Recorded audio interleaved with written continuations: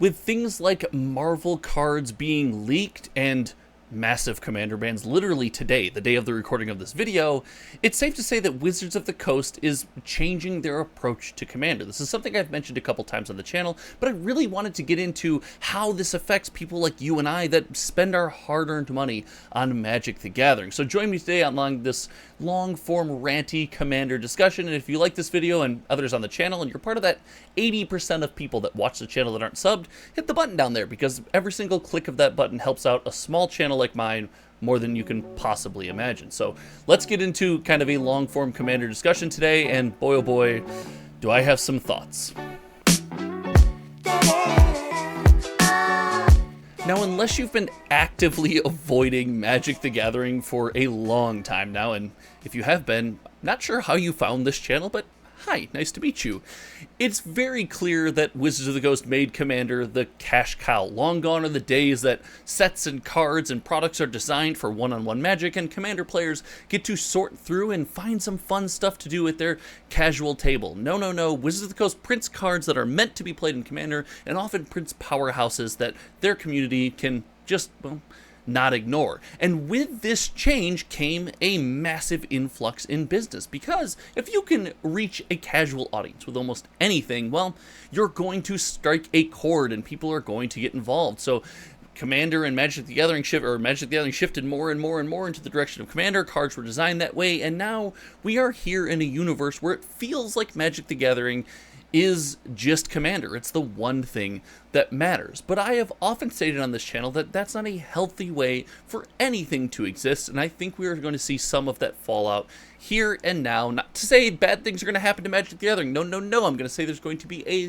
bit of a focus shift, which I think overall is a good thing. But starting with the card design, we see Marvel superheroes being leaked, let's just call it, and built for this Commander community and being put out there, and yeah, they look extremely exciting. But this really hits the bell on what I think is the biggest shift in Wizards of the Coast mentality when it comes to Commander, and that's that they want you playing with the newest cards. Wizards of the Coast is not idiotic. They are aware of the fact that the best way to sell you cards as a Magic player is to make you want to play them. I've said it before, I'll say it again, Magic is a player's game first. I think the best product with almost every single Magic the Gathering release is the Commander deck set, because hey, you get to sit down with your friends and experience the flavor of whatever the set has to offer in a world that represents that set in a, pure and clean fashion without any outside distractions.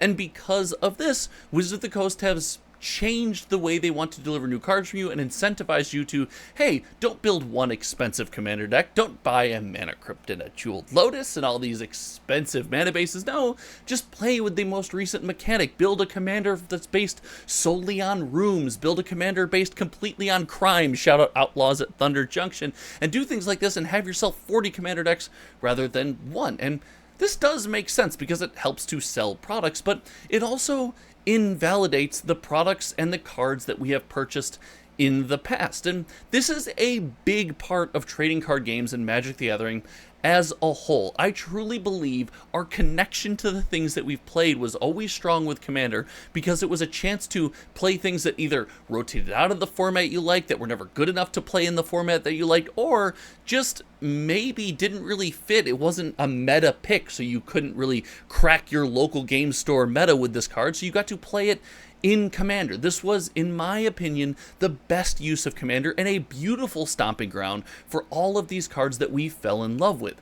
But as we transition away from building the 1 to 2 Commander decks that we truly love into a new deck with a new Commander with every single set release and new mechanic, we lose a bit of that attachment. And listen, Wizards of the Coast doesn't necessarily mind that. I think it affects the Magic community like you and I more than it affects their bottom line. If we continue to accept this model, we will continue to just buy new products and build new Commander decks. But our attraction to Magic the Gathering and our attachment there will be, in my opinion, weaker. We won't have something holding us there, something constantly pulling us back that we truly care about and just have to turn around and go after. That will be the player experience, that will be the gathering, that will be our pods and our friends, and that is an amazing way to keep going back to Magic the Gathering. But people grow and people change, and when your pod can grow apart and things like that, people move on, things can fall apart a bit more easily instead of having that cemented attraction into Commander. And this leads me into my other theory about how Wizards of the Coast is changing its interaction with Commander, is they need to continue to find new ways of monetizing Commander.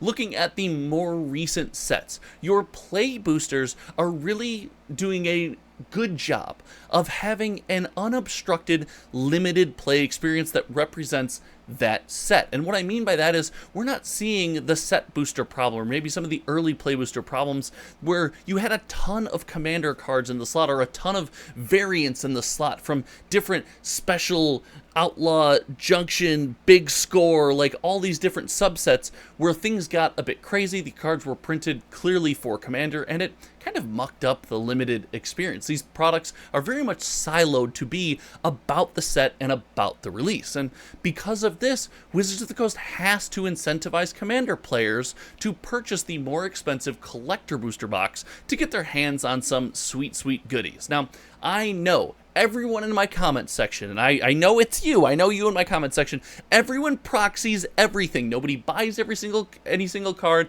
and if you buy singles, you're a moron because you should proxy, and if you buy sealed product, you're a double moron because buy singles and then don't buy singles but proxy. But you understand what I'm saying. But I really do believe that they have incentivized our Commander community to bling out their decks, those who don't follow the rant I just went on, and actually buy Magic cards, which I think is a much larger group of people than most of us really believe. Maybe I'll do a whole video about that, but I digress.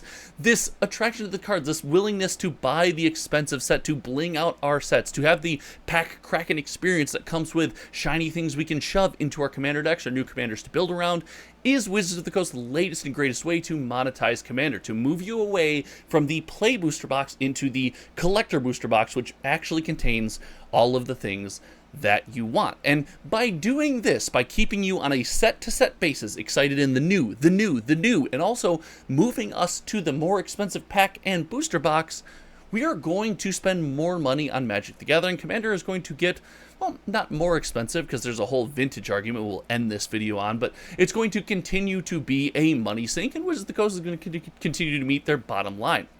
And listen, they are a company.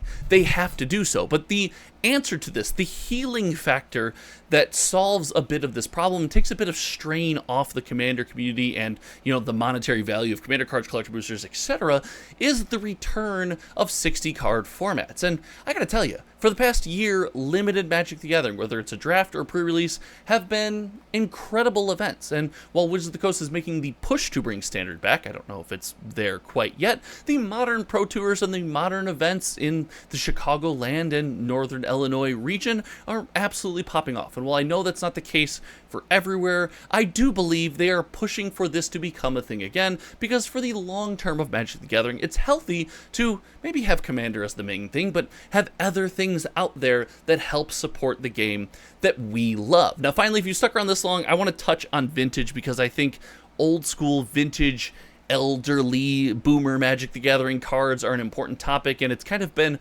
around for a while that, hey, these cards are just supported by Commander, they're not really collector's pieces, if they're not Commander cards, nobody wants them, etc., etc. And I believe that there is less nostalgic pull to these cards than we have seen previously, and well, that just makes sense. Magic went through a massive time period where there was no incentive to be pulled into the past, and as Magic releases more and more sets every year, giving new fans the idea that, hey, I don't have to reach into the past to find something fun, I get something new every single month, I think it's going to be a bit before we see the uptick and upturn of vintage Magic the Gathering, but it's in no way dead. In my opinion, if Commander does its job and people stick around for the long haul, the natural progression of a fan of Magic to play Commander, to experiment and try some other formats, and then to eventually become the collector that has the binder that shows off things that they're proud of, to then look and say, hey, I'm collecting this new stuff, it's getting kind of dull, I still love Magic, what do I want to collect? Wow, that old beta twiddle looks really cool, and I have one. I mentioned an old beta twiddle because I think I have one right here that I'm actually sending out to be graded, because I really do like that card. And you kind of start experimenting with this blast from the past and this Magic's history and sink your teeth in, and once you sink your teeth in once, I guarantee you're there for good. So I think these things and this transition into old school collector or caring about the value of old school cards definitely takes time. It's not going to happen quickly, and I don't think we're going to see the Commander bans or Commander pumping is going to change that market overall that much. But the fans that Commander creates, the connection to Magic the Gathering that is created through that format, will do, in my opinion, a lot to bring back some love for old school Magic. Let me know what you think about that in the comment section below. I hope you had some fun today. I hope you clicked the buttons and, again, the like and share button like we talked about earlier in the video. Thank you so much for hanging out. Until next time, you guys know me. My name is Josh, and we'll see you around. All right, goodbye.